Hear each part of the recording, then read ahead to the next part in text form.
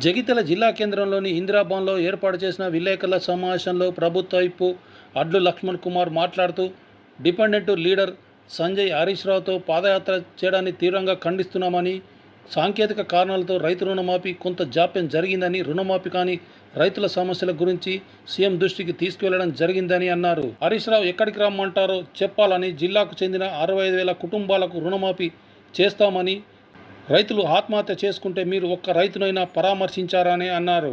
డబ్బుల సంచుల సంస్కృతి మాది కాదని, మీది మీ మామ కేసీఆర్ది అని అన్నారు. పార్లమెంట్ మీద వచ్చినటువంటి శాసనసభ్యుడిగా ఉన్నటువంటి సంజయ్ కుమార్ గాని అప్పుడు డాక్టర్గా ఉన్నాడు కదా, వచ్చి చూడాలి కదా రైతు చనిపోతే. వచ్చి వడ్ల కొనుగోలు కూడా 5 కిలోలు 6 కిలోలు కట్ అవుతాడు, ఎందుకు కట్ అవుతుంది అని చెప్పి మిల్లర్ దగ్గర పోయి ఆ వడ్లు కట్ కాకుండా రైతులను ఆదుకోవాలి కదా.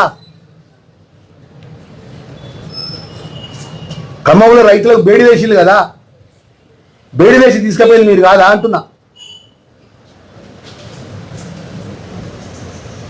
రైతులు ఏ రోజైనా ఒక్క రోజున రైతు గురించి మద్దతు ధర విషయంలో కానీ, రైతుల గిట్టుబాటు విషయంలో కానీ, రైతుల ఎరువుల విషయంలో కానీ, రైతులు అకాలంలో వర్షాలు వచ్చి అకాలంలో మామిడి తోటలు వర్షాలకు మామిడి తోటలు మొత్తం యజమానులంత ఇబ్బందుల పాలై వరి ధాన్యం కొట్టుకపోతే, గోదావరి ఎంబడి కొట్టుకపోతే ఒక్క రోజు కూడా నష్టపరిహారం ఇష్టానికి ఒక్క రూపాయి కూడా నష్టపరిహారం అక్కడ రైతుల పక్షాలను జమ చేసిన మాట. మహారాష్ట్రకు సంచుల గురించి మాట్లాడుతున్నావు కదా, ఆ సంచుల సంస్కృతి నీదయాది కేసీఆర్ది. మీ మాజీ ముఖ్యమంత్రి ఏదైతున్నాడో అప్పుడు కలకత్తాకు ఉత్తరప్రదేశ్కు సంచులు పంపించిందట. బీజేపీకి సంబంధించిన నాయకత్వమైన కన్నెర చేసింది. పెద్ద పెద్ద పత్రికలకు శీర్షికలు వచ్చినాయి. అప్పుడు ప్రభుత్వంలో ఉన్నప్పుడు, ముఖ్యమంత్రిగా ఉన్నప్పుడు కేసీఆర్ అక్కడ ఎన్నికలు జరిగితే కలకత్తా రాష్ట్రానికి ఉత్తరప్రదేశ్ ములాయం సింగ్ యాదవ్కు, తమిళనాడుకు స్టాలిన్కు వాళ్ళందరికీ డబ్బులు పంపించిందని పత్రికల్లో వచ్చినాయి.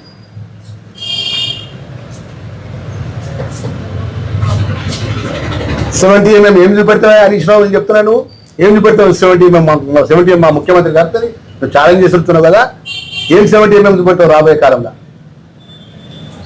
6 గ్యారంటీ పథకాల లోపల 4 గ్యారంటీ పథకాలు అమలు చేసి, మిగతా గ్యారంటీ పథకాలు అమలు చేసే విషయం లోపల ఆర్థికంగా రాష్ట్రాన్ని గాడిలో పెట్టి ముందుగా బస్సులు మేము ముందులో పడ్డప్పుడు ఎక్కడ కూడా ఏ గ్యారంటీ పథకాన్ని అమలు చేయమని మేము ఎప్పుడు కూడా వెనకంటే ముఖ్యమంత్రి గారు కానీ మేము కానీ వెనక కాలు పెట్టలే. 4 సంవత్సరాలు ఇక వ్యవధి ఉన్నది మాకు. 4 సంవత్సరాలు 27 రోజులు మాకు ప్రజలు వ్యవధి అవకాశం ఇచ్చినారు. 100% శాసనసభ్యుడిగా, ప్రభుత్వ విపుగా, జిల్లా కాంగ్రెస్ అధ్యక్షుడిగా చెప్తున్నాం. ఇచ్చిన గ్యారంటీ విషయంలో పట పేదవాళ్ళకి ఇంద్ర మిల్లు కానీ, పేదవాళ్ళకి రేషన్ కార్డు కానీ, ఏదైతే కొత్తగా పెన్షన్ వచ్చే విషయంలో కానీ ఖచ్చితంగా కట్టుబడి ఉన్నాం. ఆ దిశలో మేము కష్టపడుతున్నాం తప్ప ఎక్కడ కూడా మేము మాట్లాడలే. దేవుడి సాక్షిగా రేవంత్ రెడ్డి గారు ఎక్కడ పోతే అక్కడ దేవుడి సాక్షిగా ప్రమాణం చేసి రుణమాఫీ చేసి అని మాట్లాడుతుంది కదా. ధర్మపురి లక్ష్మీనరసింహస్వామి గోదావరి ఒడ్డుకొచ్చి యాగాలు చేసి యజ్ఞాలు చేసి తెలంగాణ వస్తే ఈ ప్రాంతం అంతా సస్యశ్యామలు చేస్తామని గాలి మోటార్ మీద వచ్చి కేసీఆర్ వచ్చి 500 కోట్ల రూపాయలు ఇస్తాడు. ఆ ధర్మపురి లక్ష్మీనరసింహస్వామి దేవునికి 500 కోట్ల రూపాయలు ఇస్తాడు కేసీఆర్. మన ధర్మపురి లక్ష్మీనరసింహస్వామి, జగిత్యాల జిల్లా ధర్మపురి లక్ష్మీనరసింహస్వామి మర్చిపోయాడు, కొండగట్ట అంజన్న మర్చిపోయాడు. పోయి యాదాద్రిలో పెట్టుకున్నాడు. అక్కడ రియల్ ఎస్టేట్ ఉన్నటువంటి ఆ ధోరణి ఉన్నప్పుడు వేలాది ఎకరాల భూములు కొంటే అక్కడ యాదాద్రి కాడ పెట్టుకున్నాడు.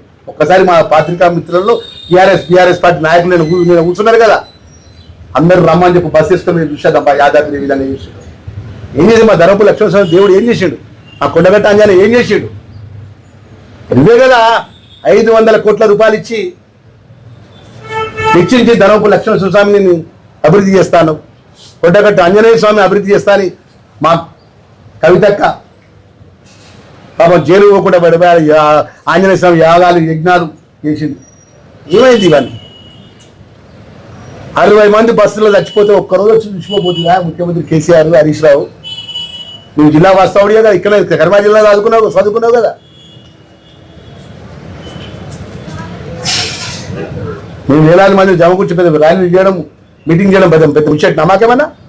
ఇలా పాత్రికేయ మిత్రుల ద్వారా మనవి చేసి ఏంటంటే వాస్తవ పరీక్షల పరంగా ఆరోపణ చేయండి, మేము స్వీకరిస్తాం, మేము జవాబు చెప్తాం. డిపెండెంట్ ఎంప్లాయ్మెంట్ ద్వారా వచ్చినటువంటి ఎమ్మెల్యే పాదయాత్ర చేస్తే రాష్ట్ర నాయకత్వంతో వచ్చి గౌరవ ముఖ్యమంత్రి గారిని లేకపోతే జగిత్యాల జిల్లా ఎలాంటి కూడా అభివృద్ధి జరగలేదని మా ప్రభుత్వమే దుమ్మొత్తి చేస్తే రాబోయే కాలంలో ప్రజలు ఎట్లా జవాబు చెప్పాలంటే జవాబు చెప్తారని చెప్పేసి మనం చేస్తున్నాము. ఇప్పటికైనా కూడా సంజయ్ కుమార్ డాక్టర్ ఇక 4-5 రోజులు సంజయ్ కొరుట్ల కూడా పోతలేదు, జిల్లాధ్యక్ష పోతే కొరుట్ల కూడా పోతా. అక్కడ ఎంతమంది రుణమాఫీ రైతులతో కూడా నిన్న కూడా రైతులకు రుణమాఫీ విషయం అడుగుతాం, మీడియా మిత్రులు చేసింది రుణమాఫీ అయిందంటే మాఫీ అయిందని చెప్పాడు. కాని వాళ్ళకు కూడా మేమే బాధ్యులు. గౌరవ ముఖ్యమంత్రి గారి బాధ్యుడు, వ్యవసాయ శాఖ మంత్రి బాధ్యుడు, ఫైనాన్స్ మినిస్టర్ గారు, ప్రభుత్వంలో ఉన్నటువంటి భాగస్వాములు చేసినటువంటి మేమందరం కూడా బాధ్యత తీసుకుంటాం. కొంచెం తెలంగాణ ప్రజలు మనవి చేసేది ఏంటంటే, దండం పెట్టి మనవి చేసేది ఏంటంటే 7 లక్షల రూపాయలు 7 లక్షల కోట్ల రూపాయలు లూటీ చేసినటువంటి ప్రభుత్వం ఖాళీ బీరో అప్పచెప్పిన మాకు దండం పెట్టి చెప్తున్నాం. గౌరవ ముఖ్యమంత్రి గారు, గౌరవ ఫైనాన్స్ మినిస్టర్ గారు, మంత్రివర్గం అంతా లైన్లో పెట్టి ఇప్పుడు నడిపిస్తున్న సందర్భంలో కూడా కొంచెం ఇబ్బందులు ఉన్నాయి. ఇబ్బందులు కూడా సరి చేసి ముందుకు పోతాం తప్ప ఏ రైతు కూడా రుణమాఫీ చేయకుండా 80%, 100% మిగిలిపోయిన 15% రైతులకు కూడా రుణమాఫీ చేసే బాధ్యత కూడా గౌరవ ముఖ్యమంత్రి గారి అన్న విషయాన్ని మరొకసారి మనవి చేసుకుంటూ, సంజయ్ కుమార్ డాక్టర్కు 7 నెలలకు ఉచ్చులు పడకు,